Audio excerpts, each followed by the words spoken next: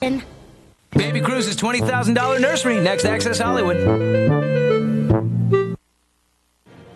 Good evening, I'm Bob Schieffer. China's President Hu came to the White House today, but for a brief time, a lone protester disrupted the ceremony. And later, when the president asked for more help in isolating Iran, there was no indication he got it.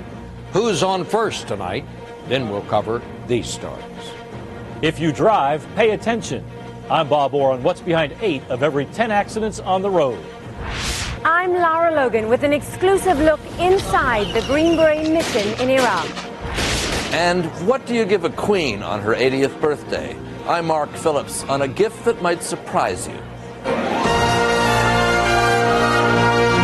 This is the CBS Evening News with Bob Schieffer.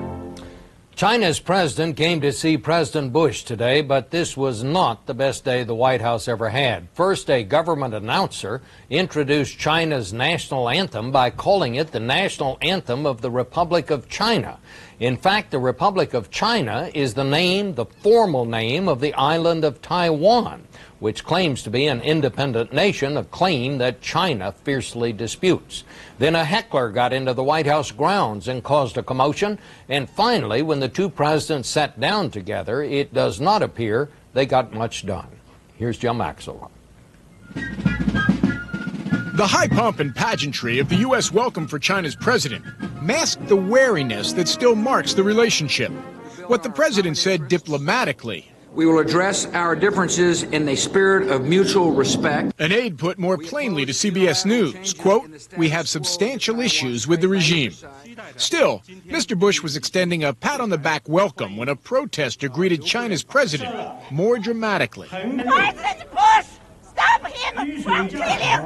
A 47-year-old American named Wenyi Wang, a New York doctor, supporter of the Falun Gong religious movement, as well as a journalist with a legitimate press credential, screamed for 2 uncomfortable minutes about the lack of religious freedom in China as President Hu spoke. She was arrested, and President Bush later expressed his regret to the Chinese leader. Mr. Bush and Mr. Hu had a lot to go over in their 3 hours together: human rights, Taiwan, and a huge trade imbalance. But all took a back seat to nuclear threats, Iran and North Korea. China is an important voice in international affairs. China's a permanent member of the UN Security Council. That means it can veto any U.S. plans for sanctions on Iran for its nuclear ambitions. One reason China is hesitant to come down too hard is 13% of its oil comes from Iran, and China needs to keep the flow uninterrupted to feed its booming economy. Basically, Iran is a member of President Bush's axis of evil, not President Hu's. So China and the U.S. just may have very different ideas at the end of the day about how Iran needs to be pressured. A potential gap too big to be bridged at one half-day summit, Bob. Jim, back to that heckler. The Chinese don't see their officials heckle very much. How will that play back in China?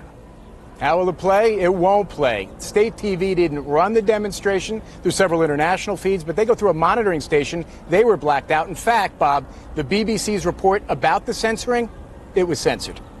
Okay, well, thank you very much, Jim. There is one thing the United States and China have in common. It is our love for imported oil. We cannot get enough of it. And the law of supply and demand being what it is, that is what is driving up the price, which, of course, we all feel when we fill up at the pump. Here's our business correspondent now, Anthony Mason. China is an economic dragon, the fastest growing economy in the world with an insatiable appetite for oil. China's growth is a big factor in expanding world demand for energy and therefore driving up the global price. Fred Bergston, author of a book on the Chinese economy, says the U.S. remains the largest consumer of crude, 20 million barrels a day. But China is now the second largest, using 6.5 million barrels daily, and the Energy Department predicts China's demand will more than double by 2025. China could very soon, within a decade or so, really drive the world oil market on an ongoing basis. And if you're an oil trader and you look at those numbers, you've got to wonder, where is the oil going to come from? OPEC can't meet that kind of demand. So prices are surging in the trading pits and at the pumps. According to a new congressional report, China's demand could add between 19 and 33 cents to the cost of a gallon of gas over the next 5 years. We need to realize the seriousness of the situation we are getting ourselves into and begin to take some steps to deal with it. And China's move from bicycles to cars is just beginning. 2 years ago, China had only 23 million cars on the road, a tenth of what we have here in the U.S. And they have more than 4 times as many people.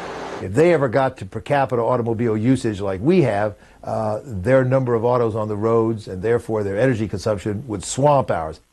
More like a tidal wave. If the Chinese per capita used as many vehicles as we do, they would have more than 900 million cars on the road. And Bob, that's a traffic jam we'd all get stuck in. That's a lot of cars. Thanks, Anthony. A follow-up now on a story we reported last night, a new federal crackdown on illegal immigrants. Homeland Security officials emphasized today that this roundup goes beyond what they've been doing in the past by focusing on how and where illegals find work. And they called it a warning to companies that are tempted to employ them. Here's our national correspondent, Byron Pitts. When INS agents crack down, it's normally illegal immigrants who face justice. Not today. Mixed in with the nearly 1,200 undocumented workers busted in a nationwide raid were their employers, 7 corporate executives of IFCO Systems, a manufacturing company. Men who in the past might only face fines now could serve up to 10 years in federal prison. We use intelligence to define the scope of the organization, and then we use all of the tools we have, whether it's criminal enforcement or the immigration laws, to make sure we come down as hard as possible and break the back of those organizations. It's all part of a new Get Tough policy aimed at the 11 million illegal immigrants in the U.S. But it's a crackdown with consequences. Detention centers nationwide are already at, near, and in some cases, over capacity. George Molinar runs the San Pedro facility. If you're forced to take in more detainees, what kind of strain will that put on your system? We will be forced to actually look for more bed space. Detaining and deporting illegal aliens is already an expensive business. Last year, it cost taxpayers $56 million in flights. That's an average of $600 per detainee for every trip home. Issues related to illegal immigration are both costly and complicated. How'd you end up here? I went on a cruise with the family to Mexico for 10 days. And you got busted on the way back? Yes. Thomas Lamb is an illegal immigrant from Canada. He owns a restaurant and rental property in L.A., has 10 employees, and was a member of the city's Chamber of Commerce. And we do work damn hard. Mr. Lamb says even if he's deported, he'll be back. That sums up his plight and millions more like him. Caught in a revolving door, law enforcement pushing one way, lawbreakers the other. Byron Pitts, CBS News, San Pedro, California. It turns out that immigration laws are also useful tools for getting sexual predators off the streets. Seen in this exclusive CBS News video, Immigration and Customs Enforcement agents in New York arrested 52 convicted child sex offenders today from 14 countries. They'll all be deported for immigration violations. The car makers spend a lot of time trying to make cars safer. States spend millions to make highways safe, and cities and counties pay millions more in the name of safety to patrol those streets and highways. But today, a government study confirmed what most of us already believed, that most accidents happen because drivers are not thinking about driving. Here's Bob Orr in Washington.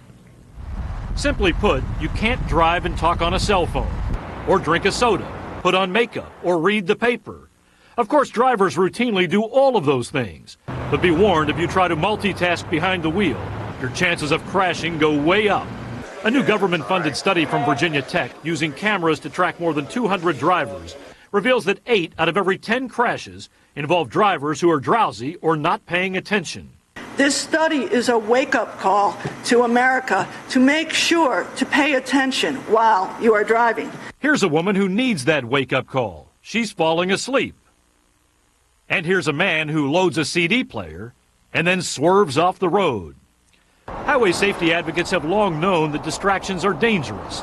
But now the study, based on thousands of hours of recorded video, has put some Vegas-style odds on various driver behaviors. When you're driving drowsy or you're behind the wheel and falling asleep, you're at a 4 times greater chance of being involved in a crash or near crash than an alert driver. Reaching for a moving object, say a misbehaving child, increases your crash risk by 9 times.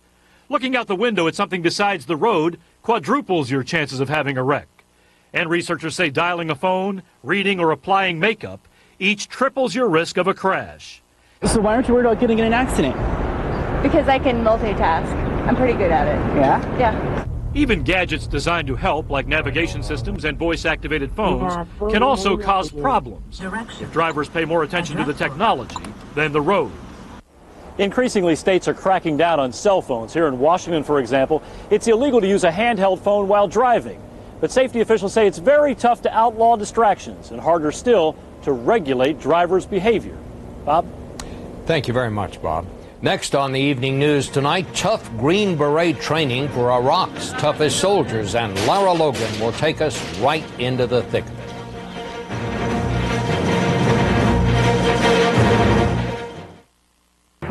Keeping control of a busy emergency room, Janet is a formidable woman. But she was no match for something smaller than the tip of a pen. It KO'd Janet so fast, she didn't know what hit her. It was a clot. Like Janet, if you've been hospitalized with heart-related chest pain or a certain type of heart attack, what doctors call ACS, chances are you've had a clot. But now Janet's doctor is helping increase Janet's protection against heart attack and stroke by putting Janet on Plavix. Plavix, in combination with aspirin and other heart medicines, helps provide greater protection against heart attack and stroke than aspirin and other heart medicines alone by helping keep blood platelets from sticking together and forming clots. If you have a stomach ulcer or other condition that causes bleeding, you shouldn't use Plavix. When taking Plavix alone or with some medicines, including aspirin, the risk of bleeding may increase. To minimize this risk, talk to your doctor before taking aspirin or other medicines with Plavix. Additional rare but serious side effects could occur. Ask your doctor about Plavix today, because no matter how formidable you are, you're no match for a dangerous clot. If you take Plavix with aspirin, continuing to do so will help increase your protection against a future heart attack or stroke. Beyond aspirin and your other heart medicines alone, you may be feeling better, but your risk never goes away. Help stay protected. Stay with Plavix. Hello, my flower. I'm stuffed up and so congested. Nasonex relieves congestion and other nasal allergy symptoms. Maybe that's why 4 million nasal allergy sufferers used Nasonex last year. Side effects were generally mild and included headache, viral infection, sore throat, nosebleeds, and coughing. I have returned, my flower, a changed bee. Nasonex treats congestion and other nasal allergy symptoms. Ask your doctor about Nasonex. Have you picked up your Nasonex refill? You should pick it up soon. Time's wasting. So what are you waiting for? Pick up your Nasonex refill today. Nasonex.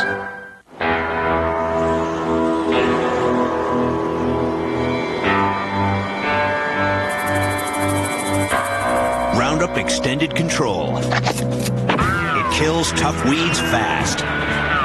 It also prevents. Just spray wherever you don't want weeds, and you won't get weeds for up to 1, 2, 3 full months. Roundup Extended Control.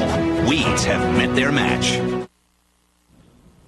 The political logjam that has blocked formation of a unity government in Iraq may have finally broken today. The prime minister, a Shiite opposed by Sunnis and Kurds, finally gave up his bid for a new term. As the Iraqis have continued to wrangle over forming a government, the price the United States is paying for the war just keeps going up. At least 2,374 American servicemen and women have now been killed, and in a new study, a Washington think tank reports U.S. military spending on the war has skyrocketed. The report estimates the cost this year at $94 billion. That is nearly twice what it was the year the United States invaded Iraq. Our chief foreign correspondent, Lara Logan, has been reporting from the front lines in Iraq this week, and tonight she is with the Special Forces. They are Iraq's Green Berets in training. And the Special Forces instructors taking them through their paces are all Iraqi. That's a long way from where they were nearly 3 years ago when this elite unit was first formed by American Green Berets. Their learning curve is very dramatic. They pick it up very quick because, their lives are on the line. This Special Forces commander, whose name we can't give you for security reasons, has spent more time in Iraq since the U.S. invasion than he has at home. There are very frustrating days. On those days, you have to say to yourself, I love it because if I just liked it, I would quit. Quitting is still an option for these new recruits on the Special Forces selection course. It's day 5, and of the 400 who signed up, 121 have already dropped out. The day after these pictures were taken, one of these recruits would end up in detention after they discovered he's a member of a militia that's been targeting the Special Force commandos. When they go home for leave, if they're not secret enough, or if they keep it close hold and the wrong people found out, they can be shot on the street, they can be kidnapped, tortured, mutilated. That's why we can't show you the faces of the Iraqi instructors or the recruits. It takes a lot for these recruits just to show up for this selection course because they know the Iraqi Special Forces are a prime target for the insurgents and some militia groups. Even those recruits who don't make it through the course are putting their lives at risk because they have to return to their communities where any association with the Iraqi Special Operations Forces is enough to get them and their families killed. This 23-year-old Iraqi sergeant major has already paid a high price. After a series of threats, his father was gunned down by insurgents. That's a big sacrifice to make for your country. As long as they're killing our families, we have to fight back, he told me. Is it worth it? Of course. The main issue now, the Americans say, is not the skill of these soldiers, it's the Iraqi government's ability to sustain and supply them. On night raids like this one, it's still American choppers carrying the Iraqi Special Forces to their target. Their mission here was to find the remains of an American pilot who was shot down the week before. They found 3 of the men they say were involved in the attack, but not the remains. Yet both the American and the Iraqi soldiers said they'd keep looking for as long as it takes. A sign, this Green Beret says, of the close bond they now share. I love them. They really want to make a difference in their country. I trust one of them just like I trust my own guys. With no sign that the fight in Iraq is fading, that trust will be tested again and again. Lara Logan, CBS News, Baghdad. And Lara will be with the Iraqi version of our secret Delta Force in tomorrow's report. Still ahead on the CBS Evening News tonight, when you call 911 in an emergency, you expect help to come right away. Why it may not. Next. Roger, come on, boy. It's time for your bath. Lover, but a bath? No, thank you. I'll give you a bacon treat. Ugh, a fake bacon treat? How about new Schmackos, made with real bacon? Real bacon! New Schmackos, made with real bacon your dog will love. Dogs go wacko, Schmackos. For a free trial, go to schmackos.com. All of us have internal plumbing. But for some of us, with frequent bladder urges, our pipes just don't work as well as they should. Sometimes you worry you could spring an embarrassing leak. So why deal with it on your own when there's something more you can do? Treat it once daily with Vesicare. Vesicare can reduce urges and may even help relieve bladder leakage. If you have certain types of stomach, urinary, or glaucoma problems, do not take Vesicare. While taking Vesicare, if you experience a serious allergic reaction, severe abdominal pain, or become constipated for 3 or more days, tell your doctor right away. Common side effects are dry mouth, constipation, blurred vision, and indigestion. So ask your doctor today if Vesicare is right for you. Fewer urges and leaks with Vesicare. Save $25 by calling now or visiting Vesicare.com for your free kit. If you have indoor or outdoor allergies, ask your doctor about something different. Singulair. While many allergy medicines block histamine, Singulair works differently by blocking leukotrienes, an underlying cause of allergy symptoms. And Singulair is approved to help relieve both indoor and outdoor allergy symptoms for a full 24 hours. Side effects are generally mild and vary by age and may include headache, ear infection, sore throat, and upper respiratory infection. Singulair, a different way to treat indoor and outdoor allergies. If you use those over-the-counter drops several times a day, you may have chronic dry eye due to decreased tear production without knowing it, like me. And my doctor prescribed Restasis. With continued use, Restasis helps increase your natural ability to produce tears, which may be reduced by inflammation due to chronic dry eye. It should not be used by patients with active eye infections and has not been studied in patients with a history of herpes viral infections of the eye. The most common side effect is a burning sensation. More of my own tears. Thanks, Restasis. One reason so many of us carry cell phones is to call for help in an emergency, but it doesn't do much good if we call 911 and the police can't find us. Congress authorized spending $250 million a year for what is called Enhanced 911, but so far it has not actually come up with the money. And that is one reason help may not be on the way. Here's Mika Brzezinski. I don't know where he's bleeding from. This frantic caller had just witnessed a drive-by shooting. I'm scared that they're going to come back. Ma'am. And I don't know where he's from. Ma'am. But she was on a cell phone. I'm at Mulligan. The address for Mulligan. I don't know the address. And that made it nearly impossible for Cincinnati 911 operator Jeff Bradley to send help. Location is the most important piece of information. And not knowing their location, I mean, it's like trying to drive in the dark with no headlights. 1042 copy. And it's not just Cincinnati. 911 centers around the country are driving blind. Cincinnati 911, where's your emergency? Unable to identify cell phone callers' locations because they haven't upgraded their call tracking technology. Here's how it's supposed to work. When someone dials 911 on a cell phone, satellites pick up and relay the data to the nearest 911 call center, where computers display the caller's location within about a city block's margin of error.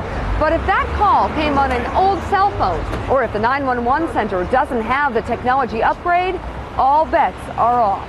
Well, our 911 system is stuck in the 20th century. Since the attacks of 9/11, New York Senator Hillary Clinton has worked to get the entire country's 911 system up to par. But still, more than 40% of the country's call centers, known as PSAPs, are poorly equipped. If there were another terrorist attack right now, would we be in the same situation we were in 9/11? Well, it would depend upon what cell phone you used, what part of the country you were in, whether the PSAP answering your call had the capacity to locate you. A congressional study just out found that at least 4 states collected the money to fix the problem through phone bill surcharges, but instead spent it elsewhere. We can play games on these phones. We can send pictures to people, but we can't be located if we call 911. I know. Ma'am, do you hear what I said? If I don't find out where you are, I can't get you any help. It took almost 2 minutes, but Jeff Bradley, who was fighting his own battle with cancer at the time and who lost that fight shortly after talking to CBS News, figured out where the caller was. Well, I looked it up in the phone book, in white pages. So you're flipping through the phone book. Flipped through the phone book, yes. It's impossible to know whether that extra time would have made a difference. The gunshot victim did make it to the hospital, but he died soon after. Mika Brzezinski, CBS News, Cincinnati. Coming up next, 80 years of smiling and waving, but there may be some things you don't know about the Queen of England. Incoming email. With OnStar Vehicle Diagnostics, your Chevy runs hundreds of diagnostic checks every month and emails you the results. It's like having a conversation with your vehicle. Hey, I'm really glad we could talk like that. We should do it again. There's no extra cost to eligible OnStar subscribers. Just press your blue OnStar button to sign up. Chevy, America's #1 brand, offers more vehicles with the peace of mind of OnStar.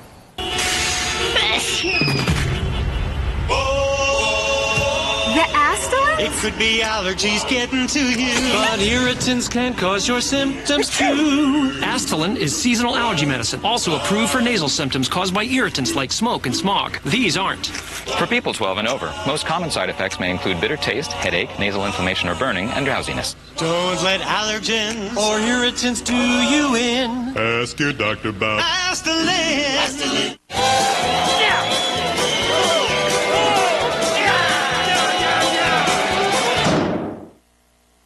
Good thing there's the speed of Maalox in a chewable, because nothing's faster. Maalox, kick acid. Your first age spot. You think everyone notices. A laser can zap it, but lasers aren't for you. New Olay Regenerist Targeted Tone Enhancer. To pinpoint discolorations, diminish their appearance, bring new brightness to your skin. Experience Ambien CR for yourself. Talk to your doctor to see if Ambien CR is right for you.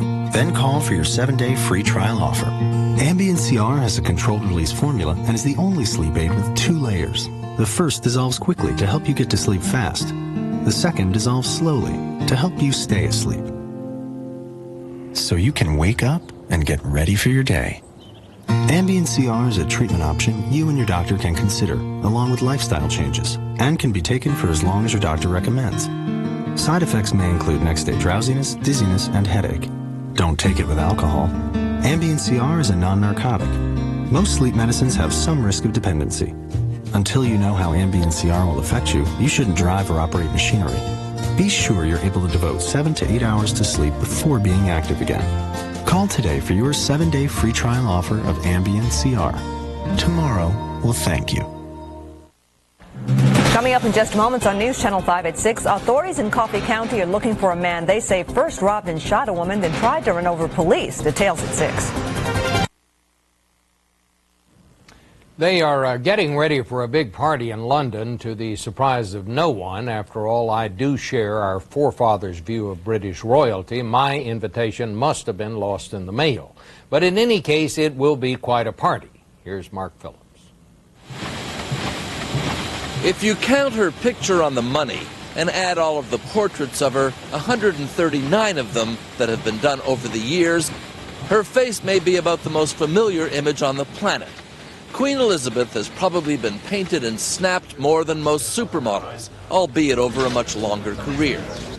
She turns 80 tomorrow, but the party's already started. If birthdays are about numbers, this one may be setting new records for keeping score. It's not just the basics, 80 years, 54 as monarch. Buckingham Palace has felt the need to release 80 new facts about this queen that most people probably didn't know, and that, quite frankly, many may not have been interested in knowing. In the hot sunshine of Nairobi, the royal tour began. Like fact number 12, that the Queen has made 256 overseas visits to 129 countries. I named this ship Queen Elizabeth II. And launched 23 ships.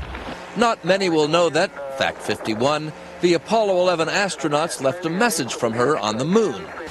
Can you give me your paw? Or that she's had 30 corgi dogs. That's it. There are no figures on the number of hands she's shaken or small talk conversations she's had. But she's been through 10 British prime ministers, 11 American presidents, and 6 popes. And she's left her admirers gasping in her wake. In her 80 years, the world's gone, whoa! And now we have an 80-year-old monarch who texts her grandsons on her mobile. I mean, she's a pretty cool cat. Which, numbers aside, for a woman of a certain age may be the best birthday compliment you can get. Mark Phillips, CBS News, London. And that's the news. I'm Bob Schieffer, CBS News in New York. We'll see you right here tomorrow. Good night.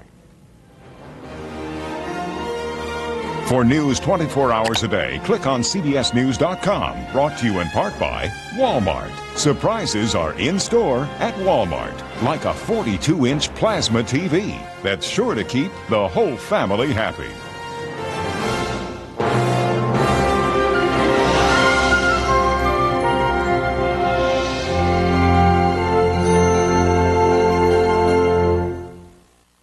See why more people are watching the CBS Evening News with Bob Schieffer. Experience CBS News. A massive manhunt in the mid-state. Police say a dangerous man is on the run. And tonight, 2 people are in the hospital, including a young child. Lightning has caused some major problems in Middle Tennessee. 2 fires and 2 people taken to the hospital. And just scattered showers in our area right now, but back to the southwest, yet another wave of storms is headed our way. Your news begins now. From your news and information leader, winner of the Emmy for News Excellence, this is News Channel 5 at 6. Good evening, everyone. A massive manhunt is underway in Middle Tennessee. Investigators say a man robbed a woman, shot her, then tried to run over police. But the story doesn't end there. News Channel 5's Cheryl Tucker is live near Manchester. Cheryl, tell us, how exactly did all this begin? Well, Chris, it all began with that robbery you just mentioned. Police say Christopher Buchanan tried to rob a woman inside her home this morning. That woman was shot in the upper arm. Now, that brings us to the location where we are right now. Authorities are searching the Boynton Valley area by air and by foot. It's believed Buchanan is on the run in this area.